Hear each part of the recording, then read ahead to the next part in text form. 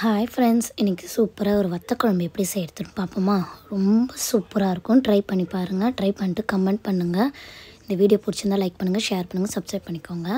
இப்போ ஒரு தவா வச்சுக்கோங்க. 2 டீஸ்பூன் அளவுக்கு எண்ணெய் சேர்த்துட்டு சுண்டை வத்தல் போட்டு நல்லா இதை வறுத்து பிளேட்டில் எடுத்து வச்சு அது ஆறுனதுக்கப்புறமா அதே தவாவில் 1 டீஸ்பூன் அளவுக்கு கடலப்பருப்பு, 1 டீஸ்பூன் மிளகு, 1 டீஸ்பூன் சீரகம், 1/2 டீஸ்பூன் வெந்தயம் சேர்த்துக்கோங்க. வெந்தயம் நிறைய சேர்த்துக்கிட்டிங்கன்னா ரொம்ப கசக்கும். அப்புறம் தேவையான அளவு காஞ்ச மிளகாய் சேர்த்துக்கோங்க. அப்புறம் பச்சை அரிசி 1 டீஸ்பூன் அளவுக்கு சேர்த்துக்கோங்க. அப்புறம் 1 டீஸ்பூன் மல்லி சேர்த்துட்டு இதை நல்லா சிம்மில் வச்சு இதை நல்லா வதக்குங்க. இப்போ நல்லா இது ஃப்ரை ஆகிடுச்சு. இப்போ நம்ம எடுத்து ஆற வச்சிடுங்க. இதை இன்னொரு தவாவில் எண்ணெய் ஊற்றிட்டு கடுகு உளுத்தம் பருப்பு போட்டுக்கோங்க. இதை நல்லா பொரியட்டும். இப்போ 1/2 கரண்டி அளவுக்கு வெந்தயம் சேர்த்துக்கோங்க.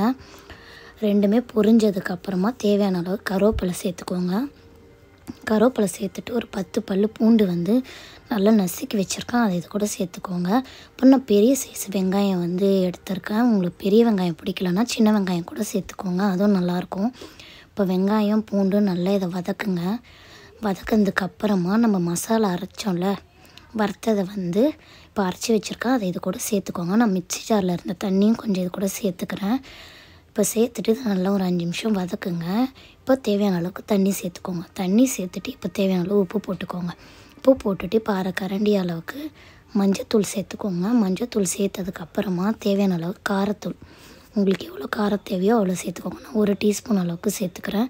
சேர்த்துட்டு இது நல்லா பச்சை வடை போகிற அளவுக்கு வதக்குங்க. இப்போ எண்ணெய் பிரிஞ்சு வரும். அதுக்கப்புறமா புளி கரைச்சி வச்சுருக்கேன், அதை நான் இது கூட சேர்த்துக்கிறேன். சேர்த்ததுக்கப்புறமா ஒரு 10 நிமிஷம் இது நல்லா கொதிக்கட்டும். கொதித்ததுக்கப்புறமா சுண்டை வத்தல் வறுத்து வச்சுருக்கேன், அதை இது கூட சேர்த்துக்கோங்க. இப்போது ஒரே ஒரு வெள்ளைத்துண்டு அதை இது கூட சேர்த்துக்கோங்க. சேர்த்துட்டு ஒரு 10லேருந்து 20 நிமிஷம் இதை நல்லா கொதிக்கட்டும். அவ்வளோதான். ரொம்ப சூப்பராக இருக்கும். ட்ரை பண்ணி பாருங்கள். ட்ரை பண்ணிட்டு கமெண்ட் பண்ணுங்கள். தேங்க்யூ வாட்சிங் மை வீடியோ.